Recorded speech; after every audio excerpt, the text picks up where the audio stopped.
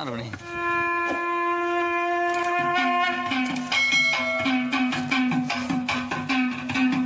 කවදාවත් තම ගුරුතුමාව පරාජය කරන්න තිපා. දෙදෙව්ලොවට අයිතිකාරයා වෙන්න බෑ නැත්තම් රජතුමා අයිතිකාරයා එන්න ඕනේ නේද? ඇවිත් බුක්කිල අතේ නරේ දැන්න ඕනේ මේ පේනවා. ළඟට එන්න. කියලා කියනවා. අඩේ. බය වෙන්න තිපා. එහෙම තමයි තොරණේ අයිතිකාරයා වෙච්චාම. තරංගීට කො ගිහිල්ලා ඔබ පළමුවෙන්ම මාඩ හත්වෙනි තත කඩන්න. ඊට පසුව සයි මෙහෙ බලන්නේ. එකින් එකට ඉතුරු තත් කඩන්න. අන්තිමේදී මාව සීකරලා ආදර පිරිස කීයක් දාලා යන්නේ කැඩෙන කෝකේ.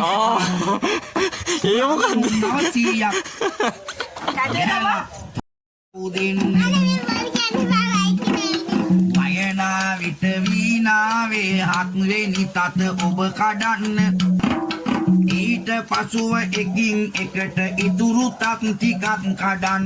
කර යන විට නැත රාජ මැදුරේ බැඳලා තොරන්. මේ තමයි තොරණේ නිමයුම් කරු. උන්තිල මූසිල දෙදෙනම දැන් තරගෙට වාඩි වෙනවා. ගුරුසිත හිදවන් ටිපා. මූසිල ලෙස සිදුවෙන් එදා මේක පාදලා කරන්න. ඔව් කියනවා. අකමන්නේ. මගේ පුංචි තොරණ දෙවිනි වතාවට සකස් කරන්නේ. ඉතින් මේකේ ලස්සනයිද අඩුපාඩු තියෙනවද කියලා මම දන්නේ නැහැ. ඊළඟ පාර ලොකු එකක් හදන්න බලාපොරොත්තු වෙනවා. බලමු ඉතින් ඊළඟ පොඩ්ඩක් ගන්නවා. කතාවේ ඇති ආදර්ශය කොයි කවුරුත් සිතට ගන්න. හිතන්න එපා කිසිම දිනක ගුරු පරදා ජය ලබන්න. මේ කතාවේ ආදර්ශය ගන්න. දැන් අරඹන විට වාදන සෑම දෙනාස රැලි පානා. දෙන්නට දෙන්නා දස්කම් තරගෙට වයන වවිනා.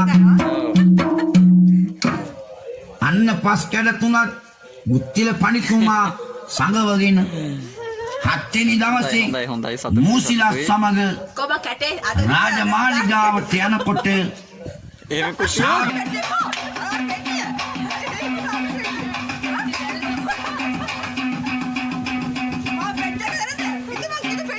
පන්න බවින් බවේ හිමිනසන්න කළා සටන්.